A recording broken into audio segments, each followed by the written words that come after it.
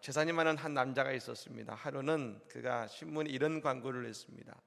자기 생활의 진실로 만족하고 행복한 것을 증명할 수 있는 사람에게는 누구든지 100만 달러를 주겠다라는 광고를 냈습니다. 광고를 내자 너무나도 많은 사람들이 몰려왔습니다. 어떤 사람은 자신의 직업에 만족한다고 말하고, 어떤 사람은 자신이 세계 인류대학교에서 박사학위를 한 것과 자신이 인류 강사임을 자랑하면서 흐뭇해했습니다. 어떤 여인은 사랑하는 남자를 만나 결혼하기로 했다고 행복한 미소를 지었고, 다 저마다 자신이 얼마나 행복한지를 이야기하느라 무척 신경 쓰고 있었습니다. 제가 이렇게 아침에 보니까 다들 얼굴에 행복이 있습니다. 행복. 근데 이 재산가가 아무에게도 100만 달러를 주지 않았습니다. 그래서 기자가 물었습니다. 아니, 안 줄 거면서 왜 준다겠습니까? 도대체 어떤 사람을 만나기를 원했습니까? 라고 했을 때 이 자산가가 이렇게 답변했다고 합니다. 내가 원하는 답변이 있었습니다. 그건 이것입니다.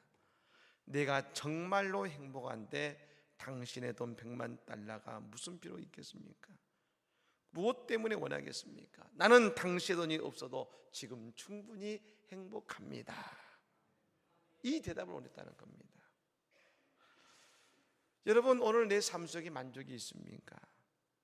내 삶에 이익이 되는 것이 과연 무엇입니까? 하나님은 오늘 내게 필요한 많은 것을 주셨고, 오늘도 내 삶에 만족한 삶을 주실 것입니다. 오늘 주님의 그 인자하심과 즐거움을 누리는, 그래서 늘 행복을 살아가는 이 복된 한 날이 되기를 간절히 축복합니다. 누군가의 비판을 받는 것은 참 어려운 일입니다. 어느 목사님에게 어떤 사람이 목사님을 찾아왔습니다. 목사님께 얘기합니다. 목사님, 저기 한 가지 은사가 있습니다. 뭡니까? 비판의 은사가 있습니다. 목사님 말씀하셨습니다. 소중한 은사입니다. 아니, 목사님, 남들은 싫어하던데요. 그 은사를 남을 위해 쓰지 마시고 자신을 위해 쓰시기 바랍니다. 하나님이 기뻐하실 겁니다. 산발랏이라는 사람이 느헤미야와 유다의 사람들이 성을 건축한다는 얘기를 듣고 분개했습니다. 비난합니다. 위협했습니다. 심지어 이 도비아라는 사람은 여호가 지금 복원하는 성벽에만 올라가도 곧 무너질 것이다 하고 비난하고, 그 비난을 계속해서 한 것입니다. 이때 어떻게 이 느헤미야는 이 어려움을 이겨내고 극복할 수 있었을까? 그 수많은 비난을 이겨낼 수 있었을까? 그건 한 가지였습니다. 하나님께 기도함으로 이겨낸 것입니다. 오늘 본문에 보면 느헤미야는 두 번의 기도가 나옵니다. 두 번의 느헤미야 기도가 나오는데, 이 기도가 오늘 끝까지 그 모든 비난과 위험 속에서도 마침내 성벽을 건축하는 일을 멈추지 않고 지속할 수 있는 이유가 되었다는 것입니다. 사랑하는 여러분, 오늘 말씀이 우리의 삶을 멈추지 않게 하시고 우리가 해야 될 하나님의 그 일을 끝까지 나가게 하는 하나님의 복된 이유가 될 줄로 믿으시기를 바랍니다. 첫 번째는 뭐냐? 느헤미야는 하나님께 기도했는데요, 4절과 5절의 말씀으로 기도했습니다. 다시 한번 이 말씀을 읽습니다. 우리 하나님이여 들으시옵소서. 우리가 업신여김을 당하나이다. 원하건대 그들의 욕하는 것을 자기들의 머리에 돌리사 노략거리가 되어 이방에 사로잡히게 하시고, 주 앞에서 그들의 악을 덮어두지 마시며 그들의 죄를 도말하지 마옵소서. 그들이 건축하는 자 앞에서 주를 노하시게 하였음이니이다 하고, 아멘. 사실 여러분, 이 기도가 늘 우리는 문어체와 구어체가 있지 않습니까? 사실 이것을 그 원래의 히브리어 말로 하면 대단히 격한 언어로 하나님께 기도하고 있습니다. 누군가는 이렇게 말할지 모릅니다. 아니, 하나님께 기도하는데 어떻게 저렇게 기도할 수 있습니까? 거룩하신 하나님께 기도하는데 어떻게 저렇게 말입니다. 저 사람의 죄를 도말하지 마십시오. 이것은 뭐냐면 저 사람의 죄를 하나도 하나님 없게 마시고 다 그 죄들을 심판하십시오 하면서 막 약간 어떻게 보면 조주어 같은 기도를 할 수 있는 것입니다. 저는 사실 이 기도를 들으면서 어떤 마음이 들었냐면 지금 느헤미야의 마음이 얼마나 힘든지를 알 수 있었습니다. 오죽하면 이런 기도를 했을까? 얼마나 그 마음이 힘들까?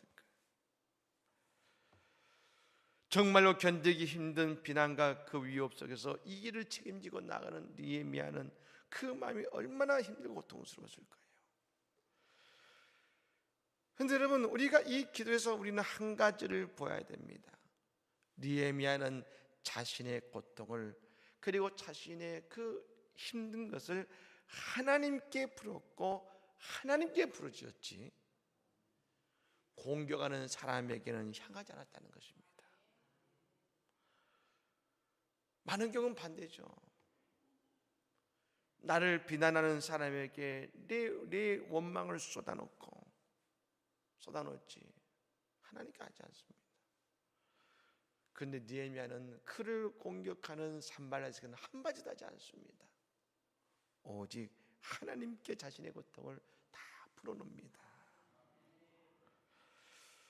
기독교 전쟁가인 C.S. 루이스가 처음으로 시편을 읽었을 때에 그리고 그 시편을 보시면 아시겠습니다만 다윗도 역시 그 사울과 수많은 그를 죽이려는 원수들 앞에서 그들을 향해서 조주하기도 하고 원망하는 그런 기도를 남기고 시를 남겼습니다.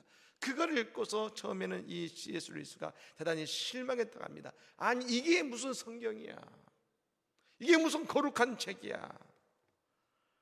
근데 오랜 시간 그가 시편을 읽고 말씀을 연구하는 가운데 두 가지를 깨달았다고 합니다.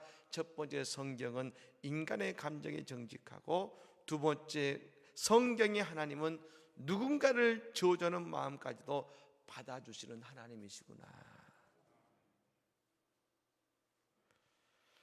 우리 하나님은 우리를 비난하지 않으시고 우리가 어떠하든지 이 아침에 기도하는 우리를 이해하시고 우리를 안아주십니다.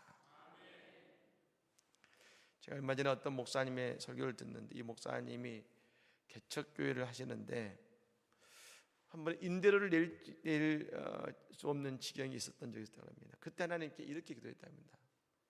하나님, 내가 목사를 한다고 했습니까? 하나님이 시켰습니까? 하나님이 시켰지 않습니까? 그럼 이 임대료 결정을 제가 해야 됩니까? 하나님이 해야 됩니까? 하나님이 해야 되지 않습니까? 하나님 해결하십시오. 이렇게 기도했다는 것입니다. 참 이거 마음이 와닿았습니다.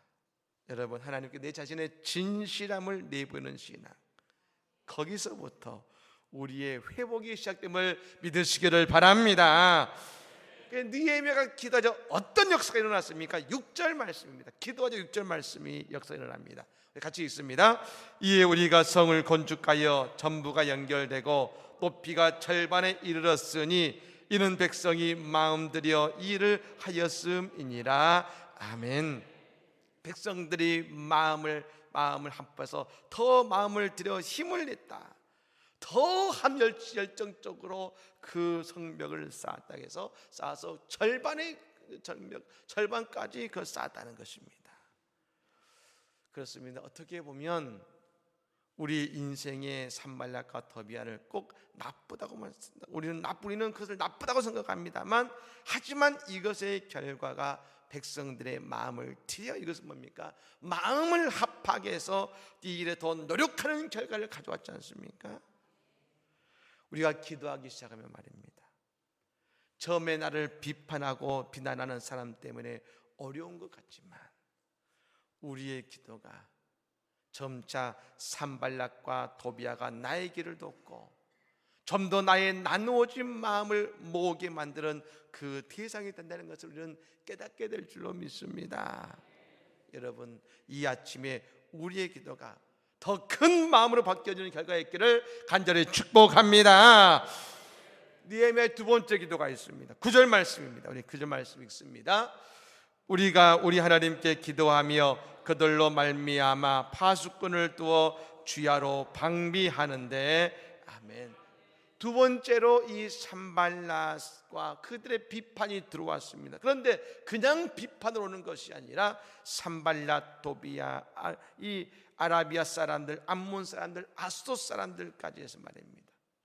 그들이 한 마음이 되어서 비판하고 이제 저 나라를 쳐들어 가자라는 얘기까지 나온 것입니다.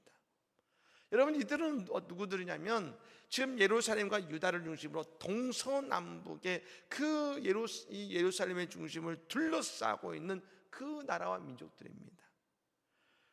그들이 유다를 포위하고서 건축을 막고자 한 것입니다. 그러자 느헤미야는 기도하면서 동시에 일하는 사람들 가운데 파수꾼을 두어서 말입니다, 적으로부터 방배를 하게 만든 겁니다. 그러자 아니 지금도 일하기 힘든데 일하는 우리들 가운데 파수꾼을 뽑아서 지키게 합니까? 더 힘이 들고 어려워지는 것입니다. 그때에 유대의 사람들의 마음이 이런 마음이 들었습니다. 10절 말씀에 유다 사람들은 이르기를 흙무더기가 아직도 많거늘 짐을 나르는 자의 힘이 다 빠졌으니 우리가 성을 건축하지 못하리라 하고, 일하는 사람들의 마음에 이런 마음이 듭니다. 저렇게 많은 사람들이 우리를 비난하고 우리를 공격해 올 텐데 이 성벽이 쌓아질까? 이런다고 일이 될까? 더욱 여기에 있는 흙무더기는 언제적 흙무더기냐? 140년 전에 바벨론이 이 땅을 점령할 때 무너진 성의 흙무더기인데 그 무너진 것을 보고 살아온 그들의 마음에 또다시 회의가 들기 시작합니다. 이런다고 될까? 그들이 하는 일이 아무것도 아닌 것처럼 보입니다. 사랑하는 여러분, 처음에 우리가 기도하며 나가는 그 일이 늘 작아 보입니다. 하지만 그것이 있기 때문에 우리에게는 더 큰 미래의 축복이 있는 것입니다. 지금 여러분 전기불 보시면 얼마나 밝습니까? 여러분 우리 이 한밤에도 말이면 대낮처럼 밝습니다. 근데 여러분 처음 전기불이 발견됐을 때, 발명됐을 때 어떤지 아십니까? 전기불을 켰는데 옆에 호롱불을 켰습니다. 호롱불이 더 밝았다 그럽니다. 전기불이 처음에는요 호롱불보다 어두웠습니다. 여러분 지금 어떻습니까? 맨 처음 전기기관선, 이 배를 이제 전기를 가지고 가는 배를 만들었지 않습니까? 그 배를 만들었을 때 지금이면 1시간이면 갈 수 있는 거리를 그 당시에는 그 전기선이 32시간을 걸려갔다는 겁니다.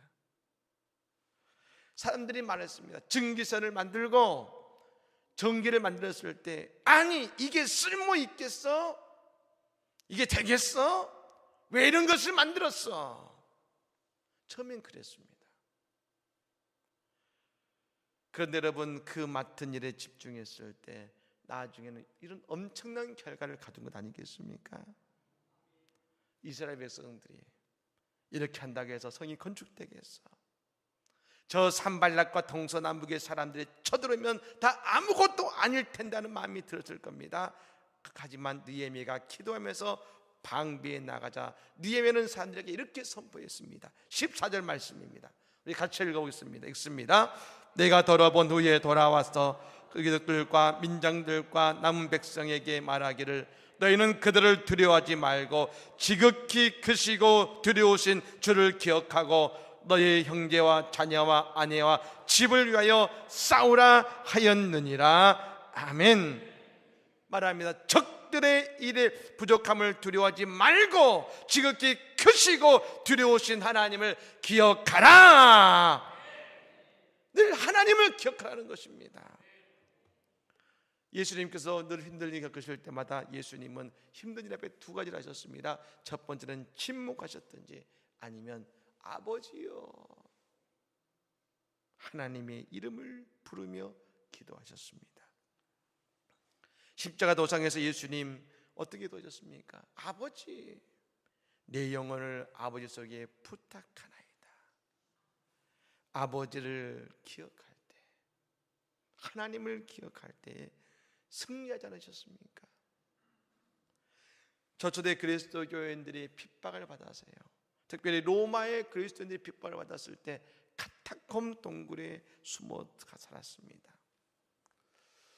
그런데 여러분, 그들이 그 동굴 속에 지내면서 얼마나 힘들었겠습니까? 사실 그 카타콤은 그냥 동굴이 아닙니다. 시체들이 누워있는 곳입니다. 그 시체 썩는 곳에서, 그 지하에서 있을 때 얼마나 두렵고 얼마나 힘들었겠습니까? 그때 그들의 승리를 기억하면서 썼던 문구가 있었습니다. 지금도 남아있습니다. 하나님을 기억하십시오. 예수님을 기억하십시오. 다른 말 있는 게 아닙니다. 카타콤의 승리는 언제 가능했느냐? 그들이 썼던 그 문구, 하나님을 기억하십시오. 예수님을 기억하십시오. 우리가 어려운 일을 당할 때 하나님을 기억하고 하나님께 기도할 수 있다면 이 무리는 승리의 자리로 나가고 있는 것입니다. 여러분, 우리가 하는 일에 어떤 비판과 방해자가 있습니까?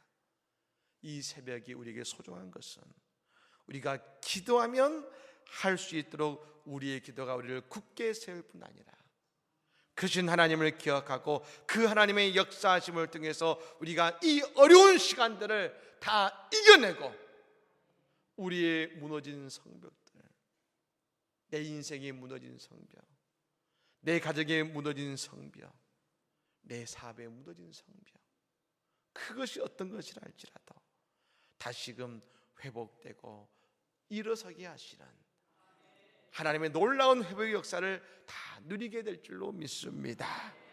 오늘 그 은혜가 우리 가운데 함께하기를 예수 이름으로 간절히 축복합니다. 찬양.